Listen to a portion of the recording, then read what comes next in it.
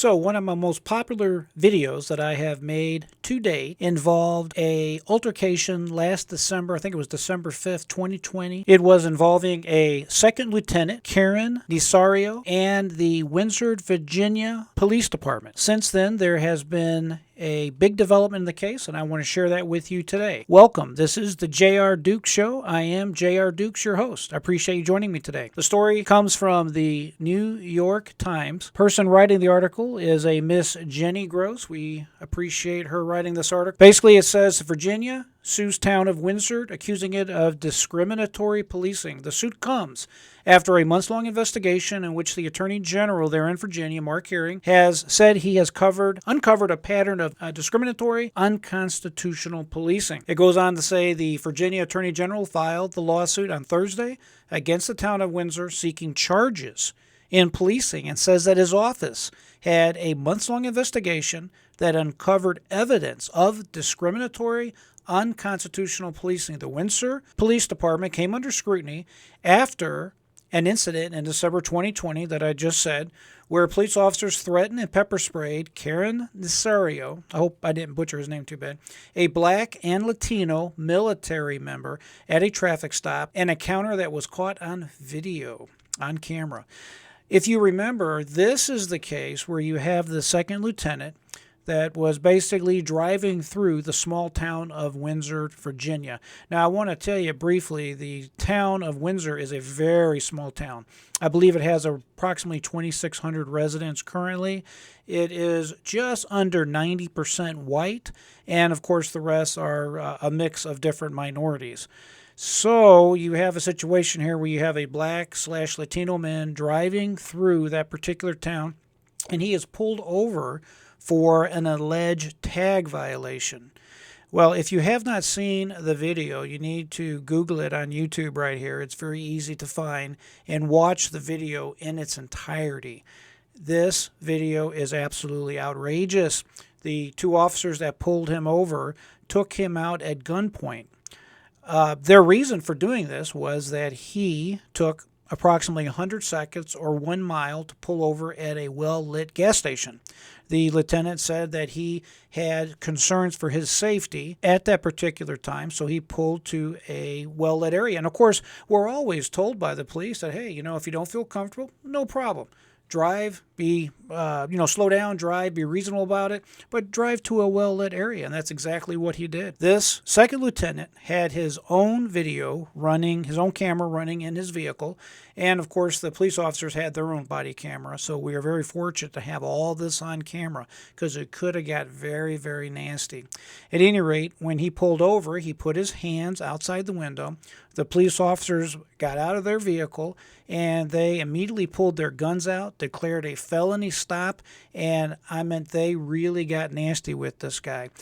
It's kind of hard to argue that the second lieutenant did not have a reasonable fear for his life. I see a lot of cases where people just say that they're in fear, in my opinion, or they basically try to say something that might not be exactly true. But in this particular case, this officer clearly, in my opinion, had the right to be fearful and in fear of his life. One of the police officers, you can hear them clearly on tape telling him, if you don't get out of the vehicle, you're going to ride the lightning. Ride the lightning. What do you think that means? I wouldn't want to find out, and of course the second lieutenant did not want to find out either. So, at any rate, they decide to walk up to his window. He is very calm. He's trying to ask questions. His hands, his arms are outside of the vehicle as he's trying to ask questions of the officers. At any rate, they go ahead and they pull out mace and they pepper him right in the face. You can see the mace stuck to his glasses. I mean, it is really brutal. He's obviously in a lot of pain. He's trying to gasp for air, and his dog in the back seat, I think his dog's name was Smoked or something like that, but at any rate, the dog was pepper sprayed and was having difficulty breathing and was suffering some kind of clear pain or some kind of injury because of the mace. As the story progresses, the officer finally was able to get this second lieutenant out of his vehicle. Of course, he's got mace all over his face and his eyes. He can't hardly see, probably having difficult breathing. I'm sure he's in a lot of pain. And they basically tackle him to the ground once he gets out of the vehicle. As the story progresses, you have one final insult, one final dig to this active serving member of the U.S. military, and that is that these police officers clearly tell him in no uncertain terms that if you choose to pursue this, we will ruin your military career. We will ruin your chance for advancement. We will make your life miserable. It was very clear what they wanted and that they were threatening him, in my opinion, illegally and in violation of his constitutional rights. It's an absolute outrage when you watch this video. I've seen a lot of shocking things. This really takes the cake by the police. It's just absolutely ridiculous. At any rate, the lieutenant essentially says, hey, I don't want any problems. No one chooses to have charges pressed against them. And that's pretty well the end of the story until the media picks up the story. And of course, it has been a big story ever since it first came out in the public eye about 8 or 9 months ago. Since then, this particular second lieutenant has filed a federal lawsuit and is seeking damages from the Windsor Police Department. The good news here is that the state of Virginia has recently passed a brand new law specifically allowing and enabling the state's attorney general with the power to go after police departments that violate the constitutional rights of the public, which is a fantastic law, and I personally applaud all of the legislators that made that possible. The Virginia Attorney General, Mark Caron, said in a statement that while our investigation was spurred by the terrible treatment against this lieutenant, we saw the body footage and we discovered that this was not the type of problem that was strictly limited to this particular lieutenant. In other words, it's been something that has been going on for some time at this particular police department. And remember, we're talking about a very small community there in this community in Windsor, Virginia. About 2,600 people, a very small police force. I'm sure it's overwhelmingly white, as is this particular town. Article says the first time the state of Virginia has sued, this is the first time the state of Virginia has sued a law enforcement agency under the new law that gives the Attorney General the right to do so in cases involving civil rights violations. About 2,600 people live in Windsor, a town roughly 70 miles southeast of Virginia.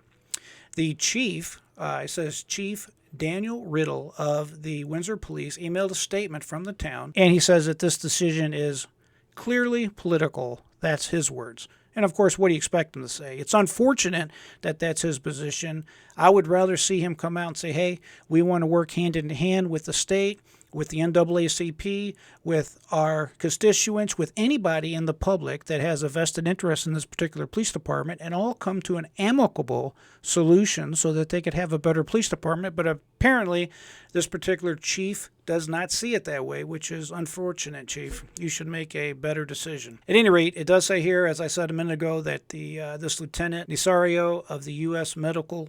Army Medical Corps was driving to Pittsburgh, Virginia last year when he saw police lights flashing behind him. He didn't want to stop on a dark road, so he drove a mile to the gas station. It's 1 mile or 100 seconds, any way you want to chop it up. Okay, so the state of Virginia is seeking court-ordered policy changes to the Windsor Police Department, including that traffic stops are conducted without bias and that use of force incidents are reported in compliance with state law. Apparently, they have not been doing that. It also seeks a court order barring the Windsor Police Department from engaging in discriminatory activities and a court-ordered period of independent monitoring of the department at the department's expense with a civil penalty of $50,000 for each proven violation of the Virginia Human Rights Act.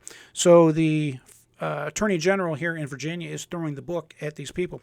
I have actually seen this happen before with a police department. If you remember back to Ferguson, Missouri, the feds stepped in at that time and they pounded that police department and their practices. Needless to say, once the feds or probably the state attorney general gets a hold of this department, it's going to be a completely different department when the state is done with them. So again, I applaud the officials there in Virginia. I applaud the Attorney General of Virginia. Hopefully this will result in a much better, kinder, gentler police department there for the people of Windsor, Virginia, and we will see what happens. I will keep you posted. And as always, if you have any comments, please leave them in the section below. I like to respond to all comments, and I like to know exactly what you think. I want you to remember to always have that free mind and never give up. I am JR Dukes.